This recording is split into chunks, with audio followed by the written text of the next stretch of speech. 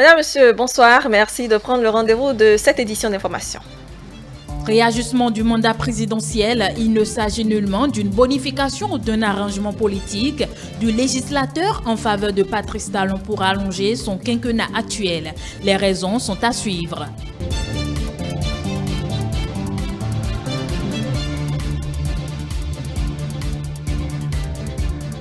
5 ans déjà que le chef de l'État a prêté serment pour diriger le Bénin.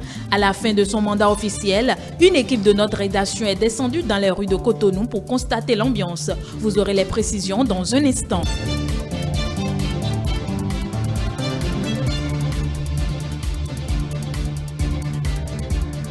Les 3 duos en lice pour la présidentielle poursuivent leur opération de charme sur le terrain. La rencontre de la dynamique RLC avec les étudiants de l'UAC, le parti Foscori pour un Bénin émergent qui a fait le point à mi-parcours de la campagne FCBE et enfin la descente de Patrice Talon dans le département du Koufo sont à suivre. «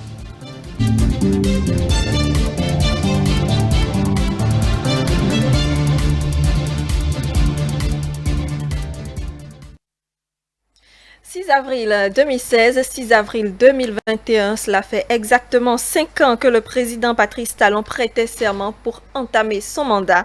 Dans l'élément qui va suivre, nous vous proposons un retour sur le bilan des activités menées au cours de ces 5 années de gestion. Suivez.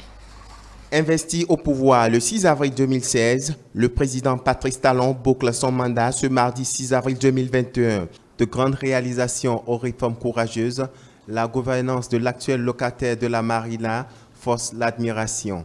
Avec méthode et stratégie, le chantre de la rupture a réussi à imprimer une nouvelle dynamique de développement au Bénin.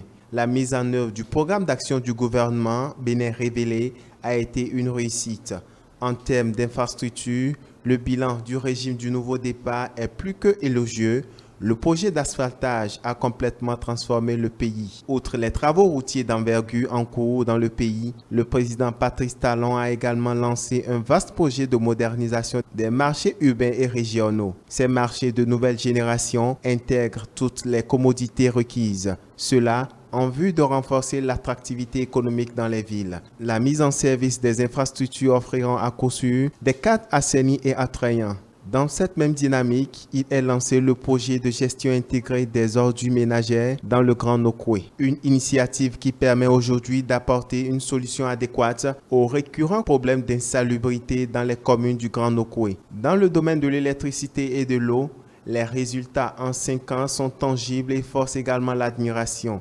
Il s'agit entre autres des projets d'installation des panneaux solaires, de construction de la centrale de Maria Gleta 1 et 2 et le renforcement du réseau électrique national et des installations de la SBEE. Dans le domaine de l'eau potable, en dehors de la redéfinition modèle de gestion de la Société nationale des eaux du Bénin, SONEB, en vue d'améliorer les performances, plusieurs autres programmes et autres projets ont été exécutés. Il s'agit de la réalisation des travaux de pose de réseau, de distribution et d'adduction, le raccordement de nouveaux abonnés, la réception d'ouvrages qui permettent d'améliorer de façon sensible le service aux populations dans plusieurs grandes villes. Sur le plan socio-économique, le gouvernement a fait de nombreux efforts dans la transformation structurelle de l'économie, ce qui a permis entre autres d'amortir les chocs endogènes de la fermeture des frontières nigérianes. Au plan politique, le Bénin a fait preuve d'une bonne gouvernance fondée sur la politique de pérenniser les acquis de la conférence nationale. C'est ce qui justifie d'ailleurs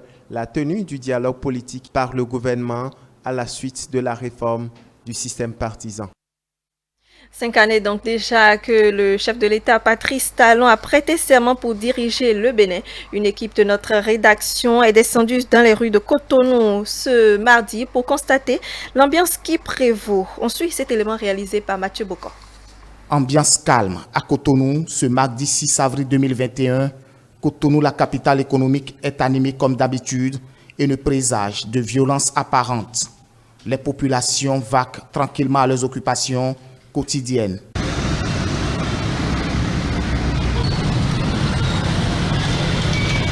Même si un peu après 0 heure, dans la nuit du lundi 5 avril au mardi 6 avril 2021, de minuscules manifestations ont été enregistrées par un groupuscule d'individus qui ont brûlé des pneus dont les traces restent encore visibles. J'appelle les citoyens béninois, le peuple béninois, à la patience et à cultiver la paix, parce que on n'a pas intérêt à ce que le pays brûle. Le pays nous appartient tous. Et qu'est-ce que nous laissons à la postérité? Eh bon, je dirais que nous n'avons pas de raison de nous alarmer. Nous n'avons pas de raison de nous alarmer et nous devons cultiver la paix. Nous sommes tous les mêmes. Il n'y a pas de raison de faire des menaces, tout ça là. Après tout, nous sommes les mêmes. On est appelés à toujours se voir. Des manifestations très vite maîtrisées par les forces de l'ordre qui ont usé de leur génie pour maîtriser la situation. J'appelle les compatriotes à la patience. J'appelle les compatriotes à la patience. Parce que, 45 jours, ce n'est pas 45 ans. C'est tout juste lesquels sont remaniés, nous avons fait ce truc-là. Avoir la patience et nous voulons la paix. Nous ne voulons pas le désordre qui se passe ailleurs, comme le Nigeria, au nord du Nigeria, au Cameroun, en Libye, tout ça là.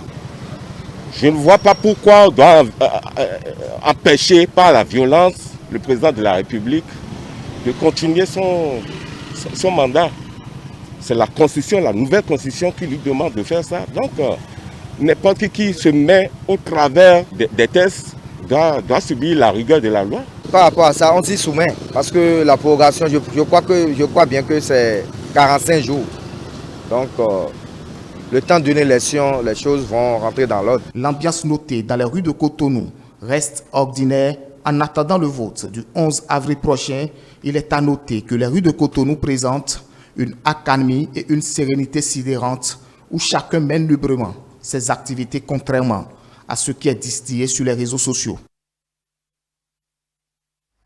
La question de la fin du mandat présidentiel était au menu d'une émission spéciale de ce lundi. Les invités de Romuald Ndoui ont présenté les raisons du réajustement du mandat en cours. Le consultant politique Agapit Maforikan a également évoqué au cours de la chronique du soir. Il a aussi fait part des appels à manifestation. Les explications dans ce commentaire de Elie Adjiran. Au Bénin, cela fait 5 ans que Patrice Talon est en fonction et l'opposition ne veut pas lui accorder une seconde de plus. Or, la modification de la Constitution et le calendrier électoral lui donnent une prorogation de 45 jours.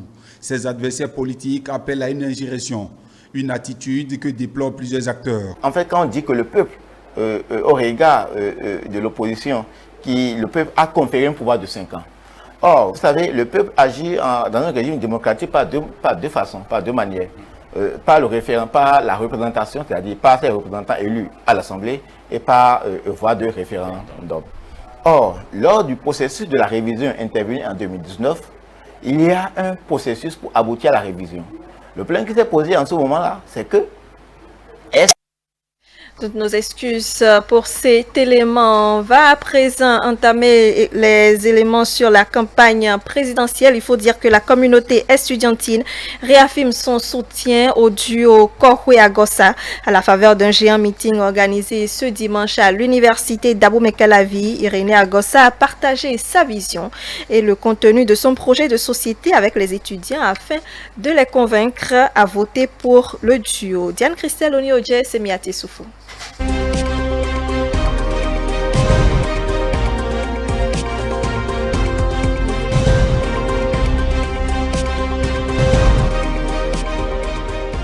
Face aux étudiants de l'université d'Abomey-Calavi ce dimanche 4 avril 2021, le candidat au poste de vice-président de la dynamique Restaurer la confiance a avoué connaître les réalités de l'université pour y avoir étudié et milité en tant que responsable étudiant. Il déplore le sous-emploi des jeunes. Pour l'ancien DG de la SONACOP, la thérapie de choc réside dans la nécessité d'une formation accélérée des jeunes afin de saisir les opportunités d'emploi dans le secteur du numérique. Dans le cadre de la modernisation de toutes les structures administratives, nous avons besoin de 10 000 jeunes, ceux qui ont fait les formations scientifiques, Bac plus 2, qui vont suivre une formation accélérée en numérique et pourront devenir des techniciens supérieurs en numérique. Nous avons besoin de 5 000 jeunes, 5 000 jeunes qui ont le Bac plus 3 et plus, que nous allons former en accéléré, en 8 mois, 10 mois, pour qu'ils puissent être des ingénieurs en numérique spécialisés. Et dans 3 ans, ça fait que nous aurons une capacité de 45 000. Ces 45 000 ne seront pas seulement mises à la disposition de la fonction publique, ça serait aussi mise à la disposition des structures privées. Des opportunités dans le domaine agroalimentaire ainsi que la valorisation des capacités énergétiques du Bénin ont été aussi abordées. Nous ne pouvons pas avoir des cantines et que c'est les pâtes alimentaires d'extérieur.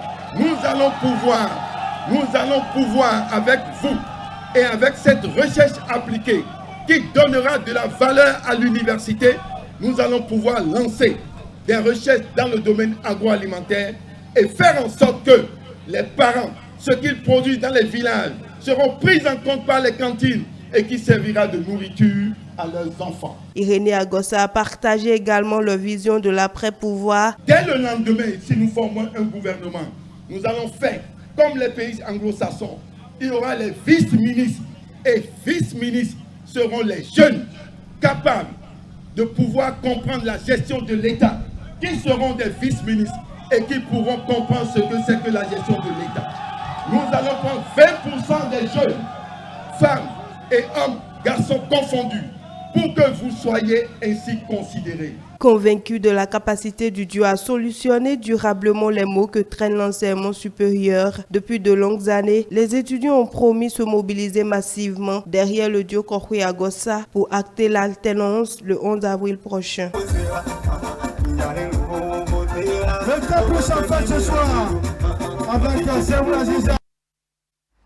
De leur côté, les responsables du parti Foscori pour un Bénin émergent FCBE se sont réunis ce lundi. Objectif, faire le point des activités de campagne et inviter leurs militants à sortir massivement pour accomplir leur devoir civique le 11 avril 2021. Céline Bovi. Des milliers de sympathisants du duo Talon Talata ont pris d'assaut le stade de Dogbo où le candidat Patrice Talon a présenté les grands axes de son projet de société pour les 5 prochaines années. Il a par ailleurs notifié que, comme chacun le sait, on ne mange pas le goudron. Donc le goudron ne suffit pas. Et c'est pour ça que maintenant, que plus personne ne vole l'argent de l'État, cet argent-là va s'occuper maintenant de chacun des Béninois. Pour que enfin, on ne sorte pas de la maison le ventre vide pour regarder le joli goudron. Si on va au marché, il faut que chacun ait de quoi être lui-même. Patrice Talon a également partagé sa vision de développement dans le secteur de la santé. Tous nos centres de santé seront réhabilités, équipés et mieux dotés de personnel de santé, d'agents publics. Et nous allons recruter 3000 personnels de santé, médecins, infirmiers, sages-femmes. Et d'ailleurs, à l'heure où je vous parle, 1600 sont déjà en cours de recrutement. Et d'ici fin 2022, l'année prochaine, 1400 autres seront recrutés pour porter ce nombre à 3000. Les populations de Dogbo du département de Koufo ont promis renouveler le mandat de Patrice Talon. Elles comptent le traduire le 11 avril 2021 en accordant leur suffrage au duo Talon Talata. Notre population, celle de Koufo, me charge de lui dire, comme il a respecté sa parole, ils vont respecter les unes aussi en sa faveur. Nous lui promettons avec assurance qu'au soir du 11 avril prochain, ça va être du chaos à 98%. Lui, il est dans la logique de 80, nous sommes à 15%, mais nous ferons chaos à plus de 95%. Tout le monde est prêt ici à voter massivement pour le duo Talon Talata. Dogbo renouvelle donc sa confiance à Patrice Talon. Voilà, vous venez plutôt de suivre la sortie de Patrice Talon dans la ville de Dogbo pour présenter son projet de société dans le cadre de la campagne électorale en cours. Et je vous le disais, les responsables du parti Foscori pour un Bénin émergent se sont réunis ce lundi pour faire le point des activités de campagne et inviter leurs militants à sortir massivement pour accomplir leur devoir civique le dimanche 11 avril 2021. Les membres du parti Foscori.Bénin émergent, parti de l'opposition dans la course électorale d'avril 2021, se sont réunis. Une rencontre qui vise à repréciser les ambitions du duo Djemba Honkpe pour le peuple béninois, mais aussi et surtout à mobiliser le maximum d'électeurs pour le 11 avril. Le retour du social et la stabilité de l'économie nationale restent les points forts sur lesquels Alassane Soumanou Djemba et son colistier Paul Honkpe entendent travailler. En ce qui concerne les sorties rares du parti en pleine période électorale, le chargé de campagne Corneille Agoussan répond. Nous sommes présents partout sur le terrain. Nous avons des équipes techniques que nous avons envoyées partout dans les quartiers, dans les rues, dans les hameaux de Cotonou. Et ils sont en train de prendre pour le moment des contacts avec toutes les personnes ressources pouvant nous aider à propulser vraiment très fort. C'est le duo du consensus. C'est une grande valeur. Nous allons apporter beaucoup dans la cagnotte de la jeunesse, en matière de la promotion d'emploi, en matière également de l'éradication totale du chômage. En tout cas, nous leur parlons quand même de tout ce qui pourrait quand même les capter et pourrait booster le développement souhaité. À chaque étape et rencontre, les membres du parti FCBE ne cessent de revendiquer leur appartenance à l'opposition. Ils sont convaincus d'une victoire par alternance. Le parti Foscori pour un Bénin émergent représenté à cette élection par le duo Alassane Soumanou Djemba tient à rappeler au peuple béninois que nous ne sommes pas à cette élection pour un match amical, comme le disent ou le pensent certaines mauvaises langues de notre pays. Occasion pour la représentante des femmes FCBE de rappeler tout l'intérêt qu'elles ont à voter pour le duo Djemba Honkpe. Dans leur projet de société, tout est prévu pour la femme. Au niveau de la santé, dans le secteur de la santé, les femmes ne vont plus se déplacer loin avant de mettre au monde. Il y aura de l'eau, elles n'iront plus loin pour trouver de l'eau. Les femmes, nous n'allons pas dormir le jour-là. Sortez, chers collègues, allez voter massivement. Pour le président de l'association des IM soutenant le duo FCBE, les candidats présentés par le parti sauront apporter aux Béninois la quiétude de tous leurs maux. Ils invitent donc les militants et sympathisants à sortir massivement pour voter le soir du 11 avril 2021. Ceux qui veulent vraiment l'alternance au pouvoir, le 11 avril, ils n'ont qu'à sortir massivement pour voter. Ne tenons pas l'exemple des erreurs passées. Les membres du parti Foscori.Bénin émergent restent confiants de la participation de leurs militants et espèrent une victoire du duo le dimanche 11 avril 2021.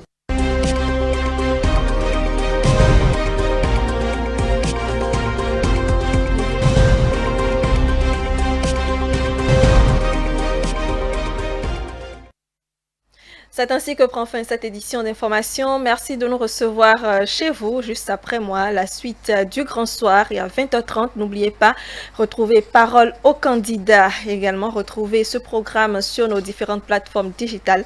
Le site internet, c'est le www.etelebénin.com, la chaîne YouTube et la page Facebook avec Etelebénin et également l'application Etelebénin disponible dans votre Play Store. Excellente soirée à vous en notre campagne.